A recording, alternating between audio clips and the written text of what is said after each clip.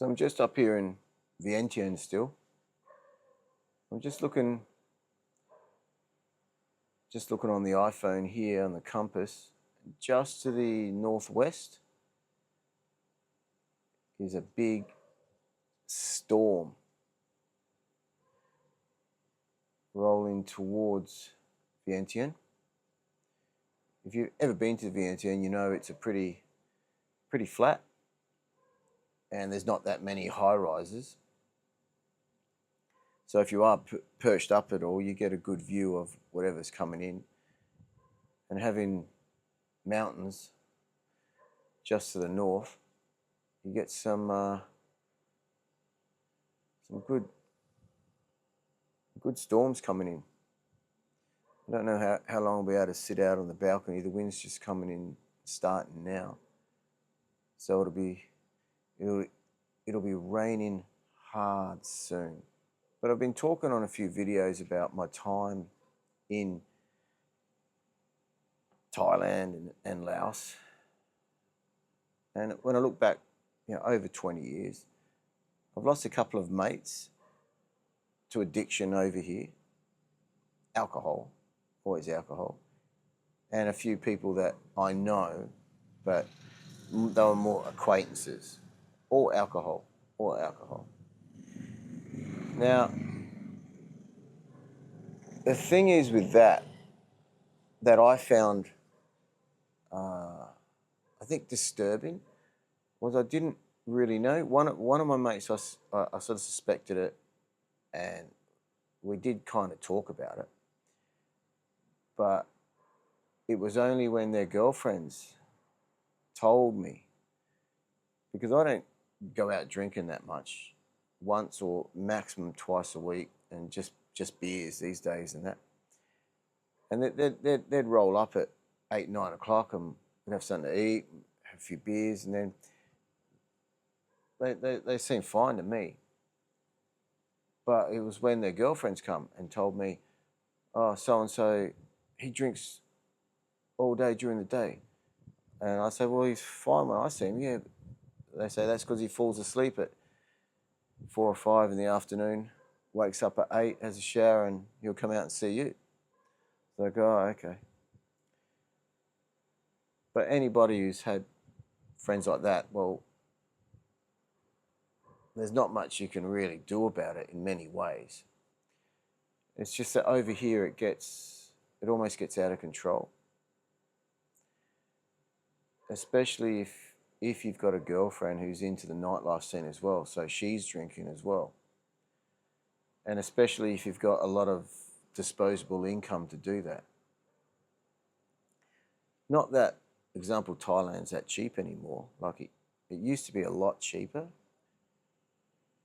I've always been lucky. The girlfriends I have and I've had have never really been drinkers. So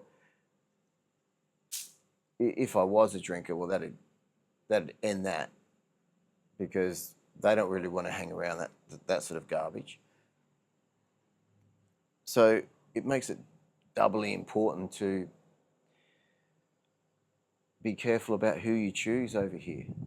If you do end up in the Patong Pattaya scene, well, everyone to their own. I'm not saying that's bad, but you've really got to have your wits about you. But as I've said on the channel before, there's so many other places to go. Thailand's such a big country with so much to do, and if you can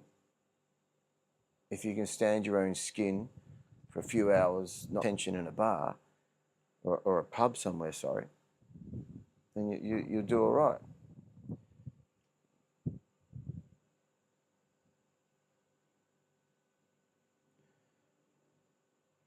But if you are a drinker, it's very easy to end up day drinking. And then your girlfriend might get home from work, or she actually wakes up after all night, and then you're back out all night with her drinking. and your body only really takes so much.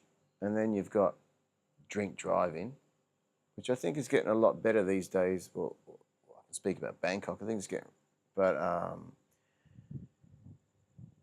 that's been the end of many people, whether in the tourist areas or not, on a motorbike. And then you've also got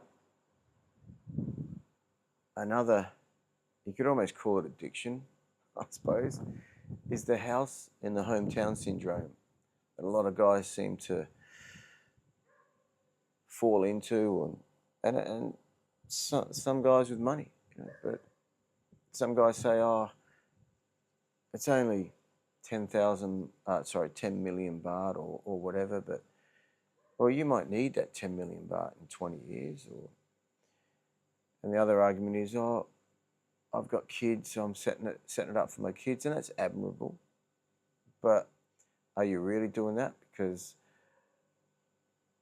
is it an asset that's eternally in danger? A lot of guys, I think, just because a girl's smiling at them and holding their hand, they'll just about do anything. Why would you want to give away your aces? I'll never understand that. I mean, I just rent. I mean, all my girlfriends, not only that, they haven't really been drinkers, but I can't really remember a time when any of them's even asked me for a can of Coke. And when you're renting, if you get a nice service apartment, the maids come in, cleaning crew like twice a week, beds are changed, floors are swept and mopped, bathrooms clean, everything's done. Fantastic. Why would you want to go out and build a house in the hometown? And if the woman you're with is badgering you to do that, even after 20 years, well, why? What's wrong with renting a house in the hometown? Why do you have to build if you may not be able to own the land? What are you exposing the asset to? Even if it's, oh, I have a right to use it for 99 years or something like that. I don't know, whatever they do. I don't profess to be an expert on it or anything like that. If you're renting, you hold all the aces. The air conditioner breaks down, you're in the front desk, they come and fix it. The microwave isn't working, it gets replaced. Like it's the easy life. Something goes wrong, the woman leaves you or whatever, you can just pack your stuff up and go to another apartment. Doesn't matter. I don't know, perhaps she's out looking for another bloke who's going to buy the house in the hometown, and you may have just dodged a bullet. And money is not easy.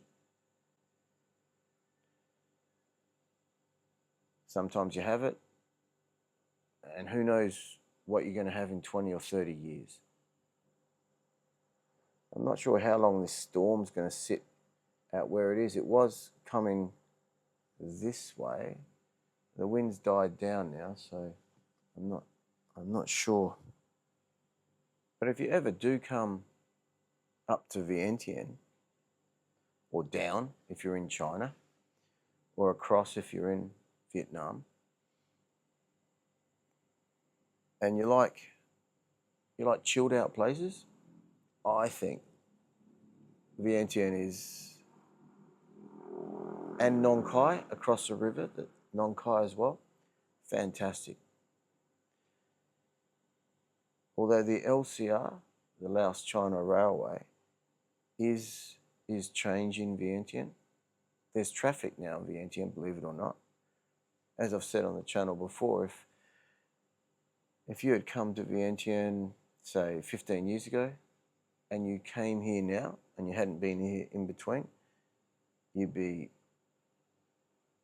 quite surprised at the progress. I was jogging along the Mekong track a few days ago, and I think it was 11, just from where I was looking, it's probably more, I think it was 11 cranes I counted, just along the Esplanade strip there. near the main sort of drag. And you can get around a bit better these days. The taxi system's getting sorted out, and there's lots of little electric tuk-tuks that go around everywhere that you can pick up. And they've got a good taxi service with an app now. And as I said, well, the LCR is operating, so if you want to head up to Vang Vieng or up into northern Laos, it's really easy, and it's a good train. Well, in my opinion, it's a good train. Fast. I've got a video on it.